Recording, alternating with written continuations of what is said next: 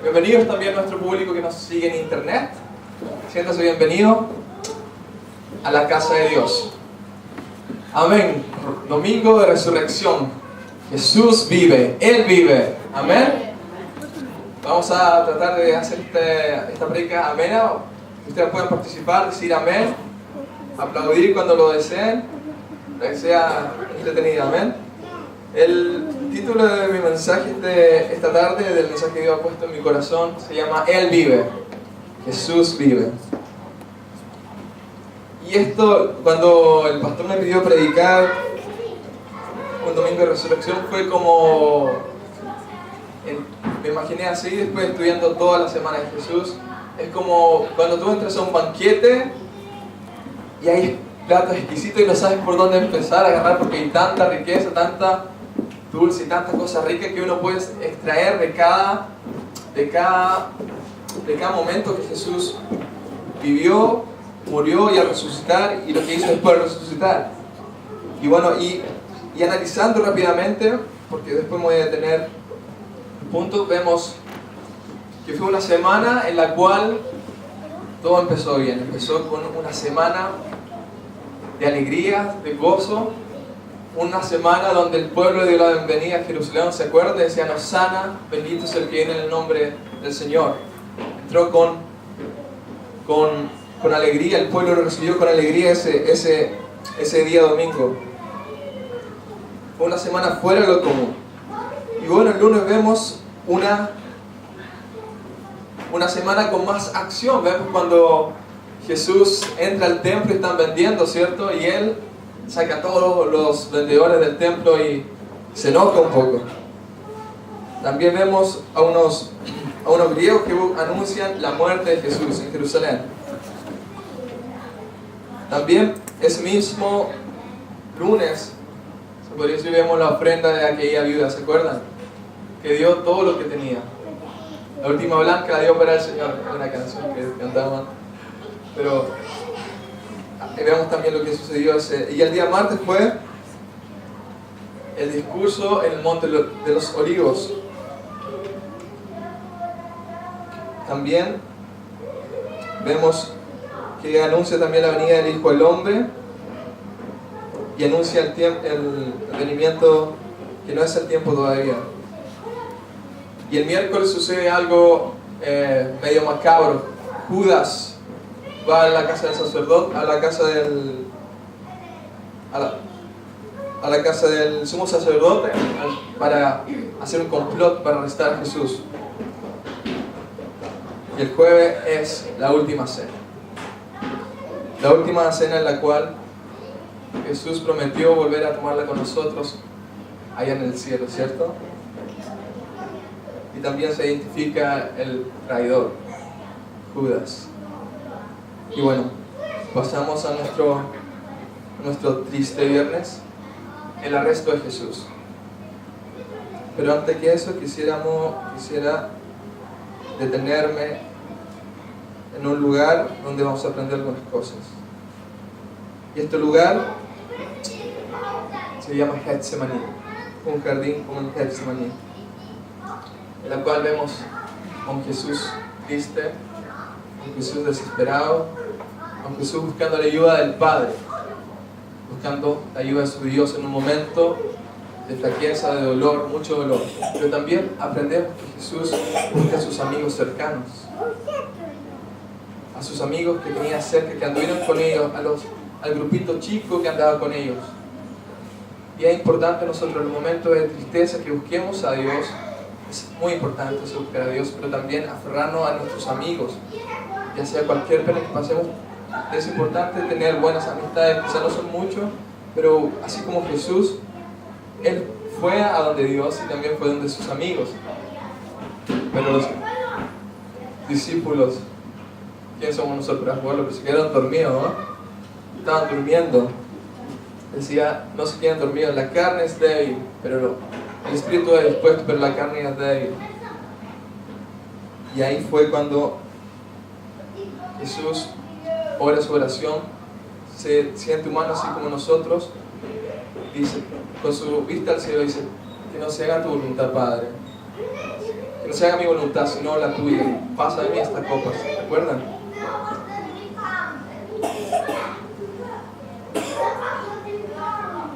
Y vemos después el arresto de Jesús. Y ustedes saben, después lo arrestaron y pasamos a la parte donde vamos a saltar una parte que pasó ahí. Vamos a los latigazos de Jesús. Dice,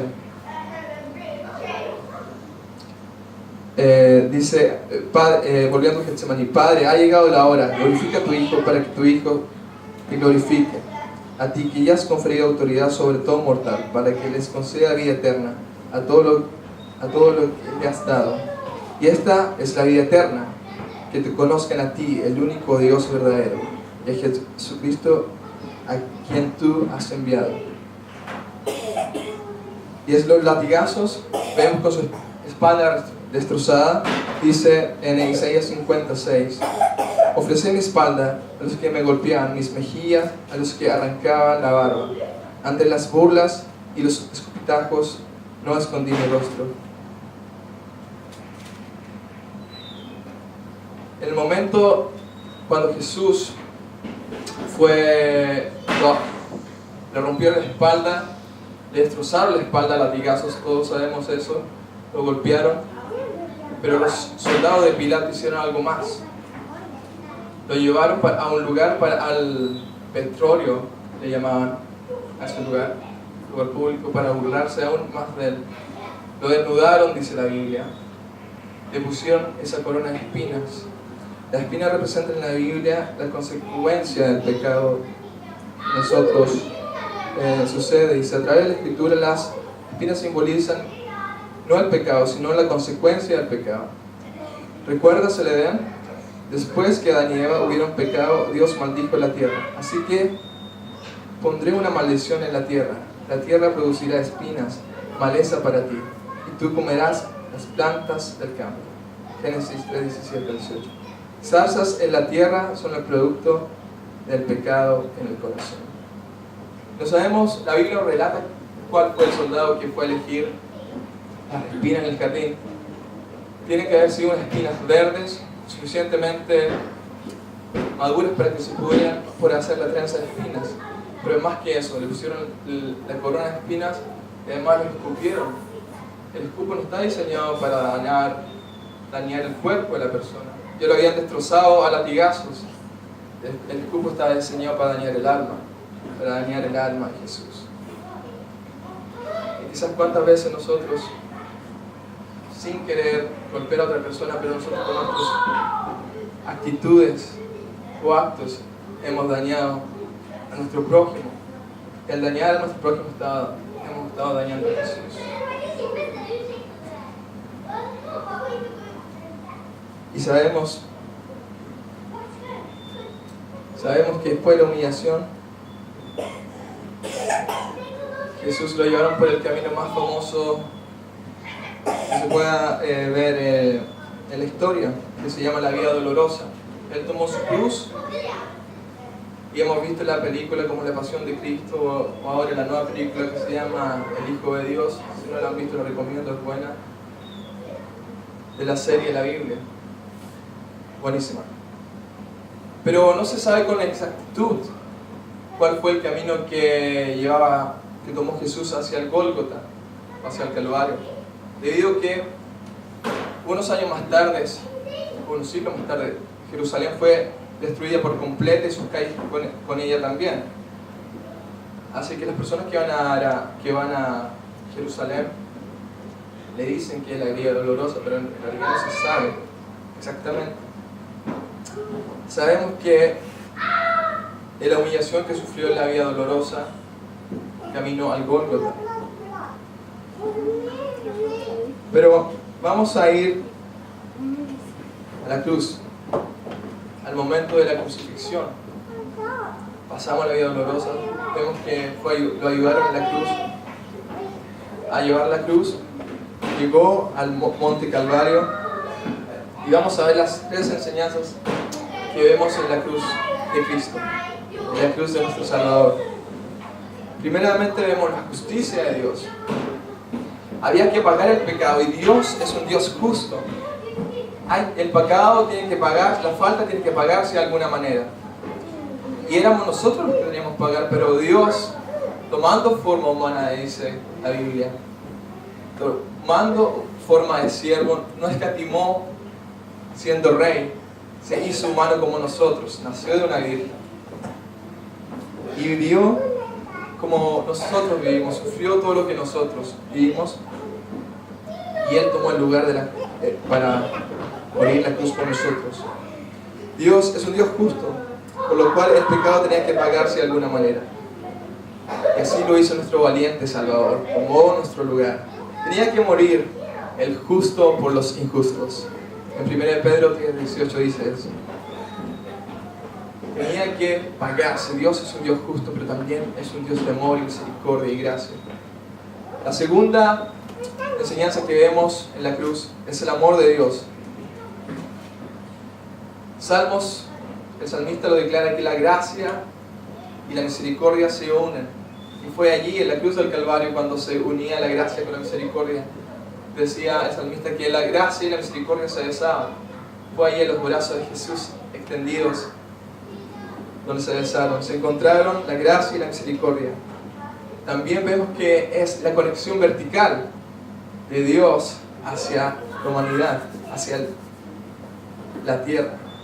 A través de Jesús, por algo Él dijo: yo soy el camino, la verdad y la vida. Nadie viene al Padre si no es por mí. Nuestro Salvador también es un Jesús horizontal, abrazando a la humanidad con su amor. Así debemos aprender de nosotros, con nuestra conexión vertical con Dios diariamente. Y automáticamente eso nos va a hacer amar horizontalmente a nuestros prójimos. Y es algo notable ver cómo Jesús, cuando aparece Jesús en la vida de las personas, algo cambia.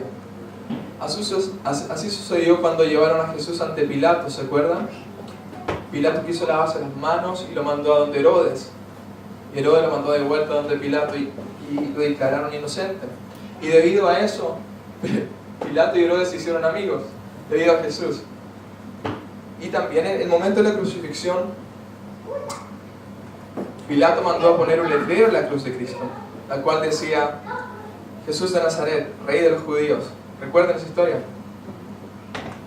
Y debido a eso lo puso en 3 idiomas. Lo puso en latín, lo puso en hebreo y en griego. Latín, que era el idioma del gobierno que se estaba hablando en ese momento, que era manejado por Roma, por Italia. Era el griego, el idioma del pueblo. Y todo el mundo cultural hablaba el griego también. Y estaba el hebreo, que era el idioma de la religión. Aprendemos algo aquí, no importa si tú eres un letrado o no sabes mucho, Dios te ama y lo más importante, Él habla tu idioma. Lo vimos en la cruz. Sin quererlo, Pilato estaba haciendo un favor porque dice que la cruz estaba de cerca del monte y toda la gente pasaba hacia la ciudad en ese momento. Y Dios habla tu idioma. Pero más que eso, no se sabría Pilato el impacto que impondría delante de las personas. Quizás esos 2 ladrones cruzados, colgados al lado de Jesús, no sabían quién era el que estaba crucificado al lado de él. Quizás leyeron el letrero que decía Rey de los Judíos.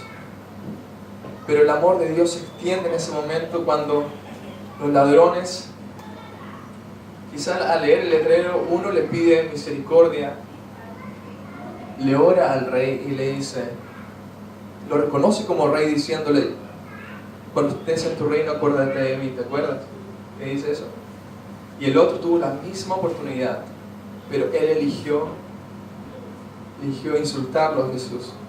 Si tú eres rey, bájanos a ti y a mí de esta cruz. ¿Se acuerdan cuando le dijo eso? Y o sea, aprendemos que Dios nos da la misma oportunidad. Dios es un Dios de amor que amó tanto al ladrón que le oró a él para amarlo, para salvarlo en ese momento, y de misma manera amó al otro ladrón para dejarle su libre albedrío para que él tomara su decisión. Pero no es así que el pastor deja los 99 ovejas y va por una, ¿sí o no? O si no, es esa mujer que busca desesperadamente la moneda cuando se le perdió. ¿Se acuerdan de esa historia? La busca desesperadamente hasta encontrarla. ¿Por qué Dios entonces no fue por otro ladrón? Pero hay una historia que se llama la historia del hijo pródigo, ¿se acuerdan? El padre esperó a su hijo, le dio todo lo que él quería, lo esperó y le dejó que él decidiera, y él volvió. Así mismo pasa con el ladrón en la cruz. Uno elige a Jesús, salvación, y el otro elige burlarse de él. Es un Dios de amor. Amén. ¿Están acá conmigo? ¿O se quedan dormidos? ¿Ah? Y vemos después también tenemos algo que es súper bueno, que es la victoria cruz. La victoria en la cruz. La cruz victoriosa, donde es un instrumento de tortura, pasa a ser un estrado de triunfo, donde nuestro Salvador venció. Es un símbolo de amor, el cual nuestro Salvador nació para morir. Su vida fue una cruz. Pero Él en esa cruz llevó toda depresión, llevó toda enfermedad, llevó toda tristeza, toda amargura, todo dolor de muela, toda maldición espiritual, toda amargura, todo remordimiento de la humanidad. Imagínate tú cuando haces algo mal, tú tienes remordimiento, ¿cierto? Cuando tú gritas a tu hijo, lo retas, oye, a quien sea, tú sientes remordimiento. Todo en ese instante, todo el remordimiento de la humanidad combinado en Jesús. Él lo tomó todo, lo recibió todo. Y Jesús, el momento, esas 6 horas que sufrió en la cruz, antes de morir, se aseguró de seguir cada paso de profecía que se había dado en cuanto a Él. Y al momento donde tomó la esponja con hiel o mirra, lo describe Juan, eso quiere decir que se le daba a los que eran crucificados para calmar el dolor. Eso hacía un efecto de anestesia al que era crucificado. Pero Jesús no lo tomó, no lo bebió, porque quería sentir el dolor, lo que nosotros sentimos. Él no quería pasar por alto, no quería drogarse en ese momento, que se puede decir, sino quería sentir cada herida, cada dolor, cada remordimiento, depresión, tristeza, angustia. Esta futura que vamos a pasar, Él la llevó en la cruz por nosotros.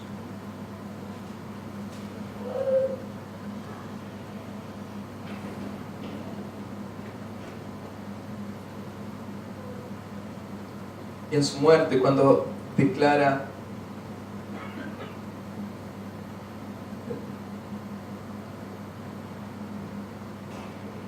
y gracias a Él, gracias a su muerte, cuando declara consumado es, misión cumplida, tenemos victoria a través de Él. En su victoria está nuestra victoria. El velo del templo se rompió. A propósito, a Jesús, su capa, su manto lo dividieron los soldados, ¿se acuerdan? Los pies de la cruz echaron suerte. Y en el tiempo de la época de Jesús, era común que la ropa de la persona describía su vida, de cómo era la persona. Y el manto de Jesús que usaba, la ropa de Jesús, era cosido de arriba hacia abajo, sin ninguna costura. Eso demostraba la perfección de Jesús, que era perfecto ese manto. Se dice que las madres le regalaban a sus hijos ese tipo de ropa. Y quizás, la Biblia no nos cuenta, pero quizás María le había tejido eso a Jesús. Y no lo rompieron, después los jugaron entre ellos. Lo apostaron entre los soldados.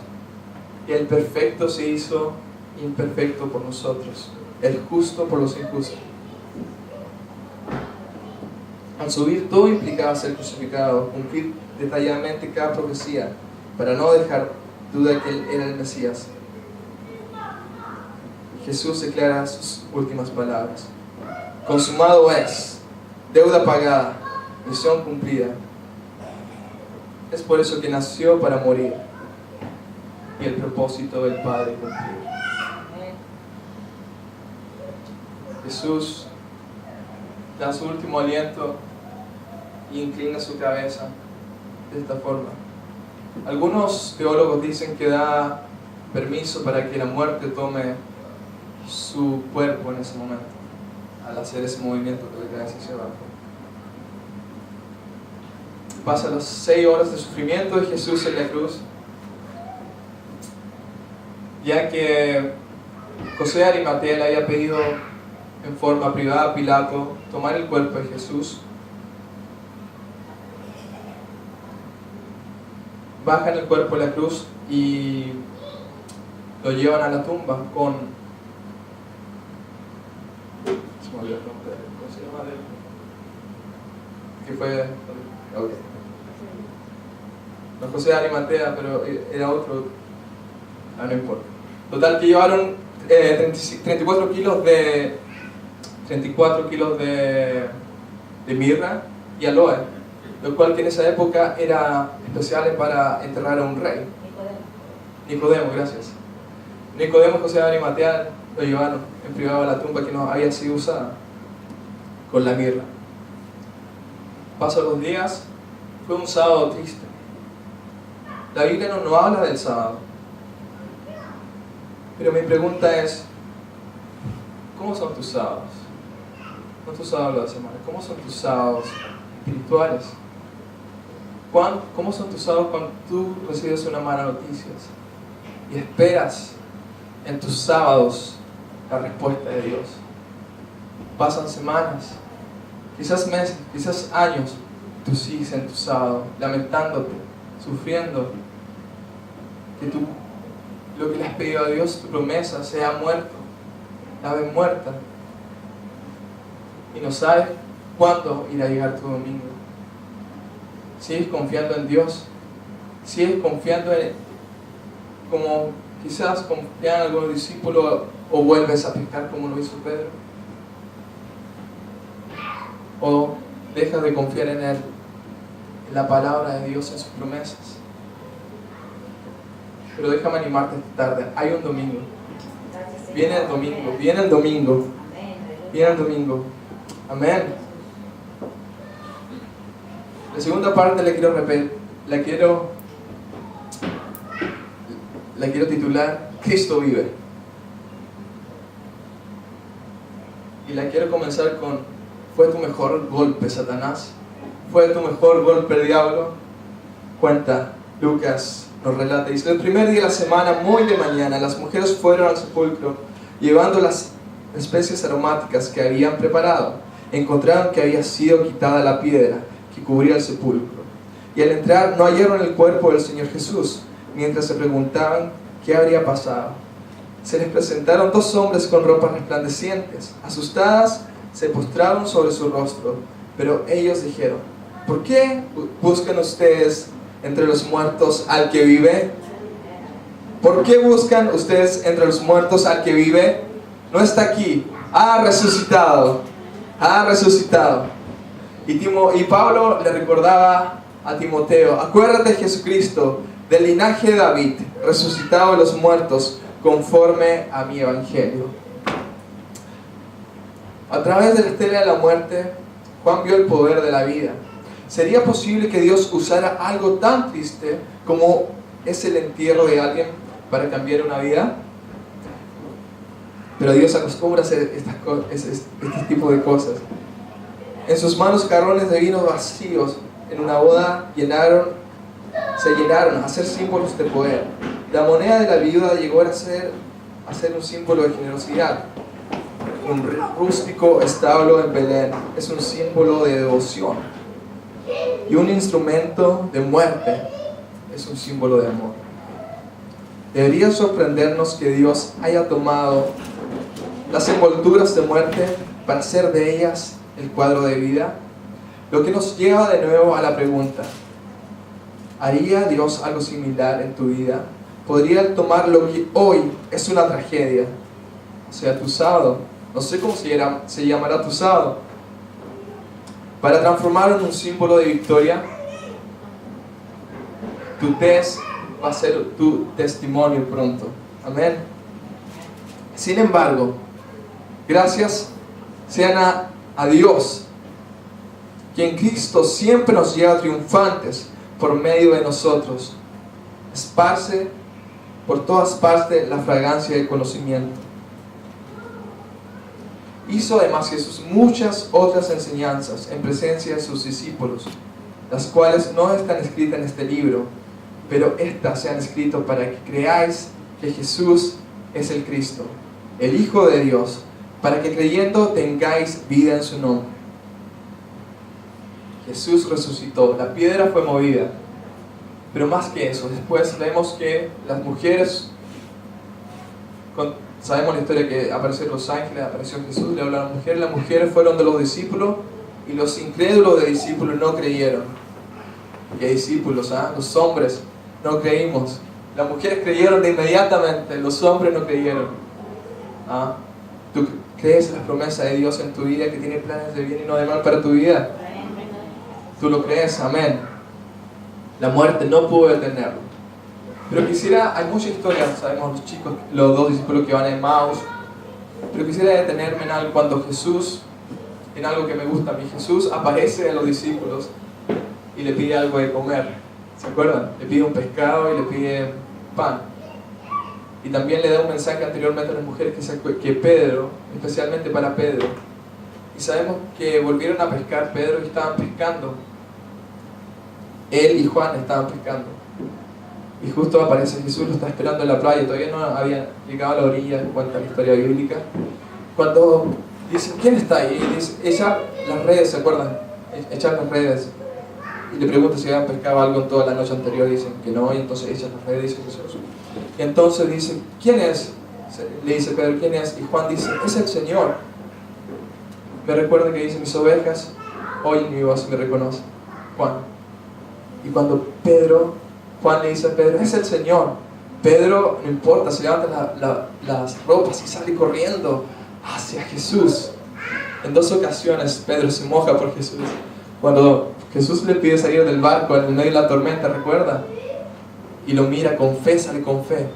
Pero en esta vez, un Pedro que lo había negado anteriormente, unas noches atrás. Un Pedro que lo había seguido todo el camino con el dolor en su corazón. Busca en Jesús la mirada de la misericordia. Me pregunto si Judas se hubiese acercado más al Gólgota o al Calvario, yo creo que hubiese alcanzado misericordia. Pero no lo hizo. Uno escoge la misericordia y el otro escoge la muerte. Volvamos al agua. Venga a mojarse un poquito conmigo. Entonces Pedro ve al Señor Jesús y corre. Paréntesis. ¿Corremos así como nos hace Pedro a la presencia de nuestro Dios cuando estamos en problemas? Nos mojamos la ropa por Jesús. Corremos de esa manera cuando Pedro va, porque Dios nos está esperando con un banquete. El Salmo 23 dice, adereza mesa enfrente de nuestros angustiadores. En este caso, quizás no era un gran banquete, pero era un pescado asado que Dios estaba asando con pancito amasado. En la mano de Jesús, es nuestro cocinero. Dice la Biblia que vamos a estar arriba en la cena y Él mismo nos va a servir. Quizás sea pescado, no lo sé. Pero Pedro corrió a la presencia de Dios. Es el deseo mío, y me lo digo a mí mismo. Corre a Jesús cuando estés en problema. Corre a Jesús, corre a la cruz. Has fallado, te han hecho daño. Corre la cruz. En la cruz hay esperanza. En la cruz hay nuevas oportunidades. Y en su reacción, en su victoria, tenemos nuestra victoria, porque Él ha resucitado. Él ha resucitado. La muerte no pudo detenerlo. La tumba está vacía. María dijo, han sacado al Señor de la tumba y no sabemos dónde lo han puesto. Entonces Pedro y otro seguidor salieron hacia la tumba. Ambos iban corriendo, pero el otro seguidor era más rápido que él. Lo que me dice que Pedro no tenía mucha buena condición física, ¿cierto? También hay que cuidar el templo de Dios, que es el Espíritu, el templo del Espíritu Santo, que es nuestro cuerpo, y hacer ejercicios. ¿Ah? Ok, entonces Pedro llegó después a la tumba y enseguida llegó Simón, pero Pedro entró a la tumba y vio los lienzos. Y Jesús no estaba ahí. Jesús había resucitado. Ha resucitado al Señor verdaderamente.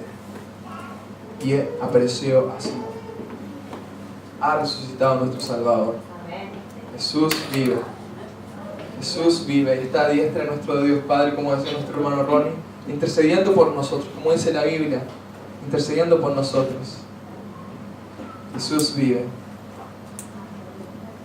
Jesús te ama. Jesús te justifica. Él se quita la vestimenta, su túnica, y te la pasa a ti. Te viste de justicia, te viste de amor, te consuela, te abraza. Corramos a su presencia esta semana, esta vida, y acerquémonos más. Y gracias a su muerte tenemos entrada libremente al trono de la gracia. El velo se rompió en dos. El velo de 3 metros casi. Dicen los teólogos que para romper un velo así se necesitaban como 2 elefantes para poder romperlo, porque era tejido. Pero el velo fue roto. Hubo un terremoto y se rompió. Mateo lo describe así, solamente en 3 partes de la Biblia lo describe así. Cuando hubo la tormenta, se describe como un terremoto, donde se asustó Mateo y escribe. Y la segunda es cuando hubo el terremoto en la cruz, cuando hubo el terremoto en el Gólgota. Jesús te ama. Jesús te da nuevas oportunidades. Él vive, Él te justifica, Él te sana. Y lo mejor que todo, que Él viene pronto. Él viene pronto. Él fue elevado en una nube y Él volverá por nosotros, por su pueblo que le amamos. Amén. Padre Celestial, te damos gracias porque podemos recordar lo que tú hiciste en la cruz y lo que significa para nosotros la cruz, Señor Jesús. En tu muerte está nuestra victoria, Señor. Tú resucitaste y tú nos recuerdas hoy día. Ayúdanos a poder correr a tu presencia todos los días y buscarte, Señor Jesús. Gracias por morir por nosotros, por ocupar nuestro lugar y por ser nuestro Rey vencedor. Te amamos, Señor, en el nombre de Jesús. Amén.